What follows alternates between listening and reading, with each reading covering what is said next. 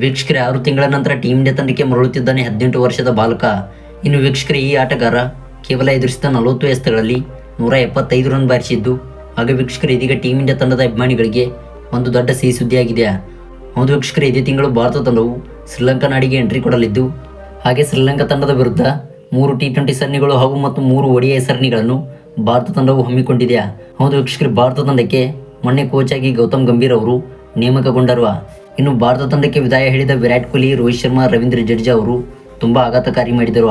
ಹೌದು ವೀಕ್ಷಕರೇ, ಇವರ ಸ್ಥಾನವನ್ನು ಭಾರತ ತಂಡದಲ್ಲಿ ಯಾವ ಆಟಗಾರ ತುಂಬುತ್ತಾನೆ ಎಂದು ಕಾಯ್ದು ನೋಡಬೇಕಾಗಿದೆ. ಆದರೆ ಇದೀಗ ಶ್ರೀಲಂಕಾ ವಿರುದ್ಧದ ಪಂದ್ಯಕ್ಕಾಗಿ ಭಾರತ ತಂಡಕ್ಕೆ 6 ತಿಂಗಳ ನಂತರ ವಾಪಸ್ ಆಗುತ್ತಿದ್ದಾನೆ. ಹೌದು ವೀಕ್ಷಕರೇ, ಈತನು ಬಾರಿಸಿದಂಥ ಕೇವಲ 40 ಎಸೆತಗಳಲ್ಲಿ 175 ರನ್ ಸಿಡಿಸಿ ಭಾರತ ತಂಡಕ್ಕೆ ಮೊದಲು ಸಾಕಷ್ಟು ಕೊಡುಗೆಗಳನ್ನು ತಂದುಕೊಟ್ಟಿದ್ದಾನೆ. ವೀಕ್ಷಕರೇ, ಈ ಆಟಗಾರನ ಬಗ್ಗೆ ತಿಳಿಯೋದಕ್ಕಿಂತ ಮುಂಚಿತವಾಗಿ ನೀವು ನಿಜವಾದ ಟೀಮ್ ಇಂಡಿಯಾ ತಂಡದ ಅಭಿಮಾನಿಗಳಾಗಿ ಕಂಡು ಬಂದಲ್ಲಿ ದಯವಿಟ್ಟು ಈಗಲೇ ವಿಡಿಯೋಗೊಂದು ಲೈಕ್ನ ಮಾಡಿ. ವೀಕ್ಷಕರೇ, ಈ ಆಟಗಾರನು ಟೀಮ್ ಇಂಡಿಯಾ ತಂಡದ ಸ್ಟಾರ್ ಓಪನರ್ ಆಗಿದ್ದ ಶಿಖರ್ ಧವನ್. ಹೌದು ವೀಕ್ಷಕರೇ, ಶಿಖರ್ ಧವನ್ ಅವರು ಇದೀಗ ಭಾರತ ತಂಡಕ್ಕೆ 6 ತಿಂಗಳ ನಂತರ ಮತ್ತೆ ಮರಳುತ್ತಿದ್ದಾರೆ. ಹೌದು, ಇವರು ಟೀಮ್ ಇಂಡಿಯಾ ತಂಡಕ್ಕೆ ಸಾಕಷ್ಟು ಅಪಾರ ಕೊಡುಗೆಗಳನ್ನು ನೀಡಿದ್ದಾರೆ. ವೀಕ್ಷಕರೇ, ಇವರು ಕೊಟ್ಟಂಥ ಎಫರ್ಟ್ಗೆ BCCI ಮಂಡಳಿಯು ಇವರಿಗೆ ಒಂದು ಸ್ಥಾನವನ್ನು ಖಚಿತಪಡಿಸಬೇಕಿತ್ತು. ಆದರೆ ವೀಕ್ಷಕರೇ, BCCI ಮಂಡಳಿಯು ಇವರನ್ನು ಹೊರಗೆ ಇಟ್ಟಿತ್ತು. ವೀಕ್ಷಕರೇ, ಕೆಲವು ತಿಂಗಳುಗಳಿಂದ ಶಿಖರ್ ಧವನ್ ಅವರು ಅತ್ಯುತ್ತಮವಾದ ಫಾರ್ಮ್ನಲ್ಲಿಲ್ಲ.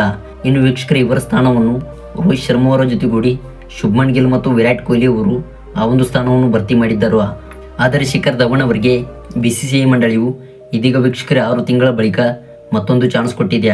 ಹೌದು ವೀಕ್ಷಕರೇ, ODI ಫಾರ್ಮೆಟ್ನಲ್ಲಿ ಶಿಖರ್ ಧವನ್ ಅವರು ಮತ್ತೆ ಕಾಣಿಸಿಕೊಳ್ಳಲಿದ್ದು, ಶ್ರೀಲಂಕಾ ಸರಣಿ ವಿರುದ್ಧ ಇವರು ಕಣಕ್ಕೆ ಇಳಿಯಲಿದ್ದಾರೆ. ವೀಕ್ಷಕರೇ, ನಿಮ್ಮ ಅನಿಸಿಕೆ ಅಭಿಪ್ರಾಯಗಳ ಪ್ರಕಾರ BCCI ಮಂಡಳಿಯು ಶಿಖರ್ ಧವನ್ ಇವರಿಗೆ ಚಾನ್ಸ್ ಕೊಡಬೇಕಾ ಅಥವಾ ಇಲ್ವಾ ಎಂಬುದನ್ನು ದಯವಿಟ್ಟು ಈಗಲೇ ಕಮೆಂಟ್ ಮಾಡಿ ತಿಳಿಸಿ. ಹಾಗೆ ಇವರ ಮೇಲೆ ಇರುವಂಥ ಅಭಿಪ್ರಾಯಗಳನ್ನು ಕೂಡ ದಯವಿಟ್ಟು ಕಮೆಂಟ್ ಮಾಡಿ ತಿಳಿಸಿ.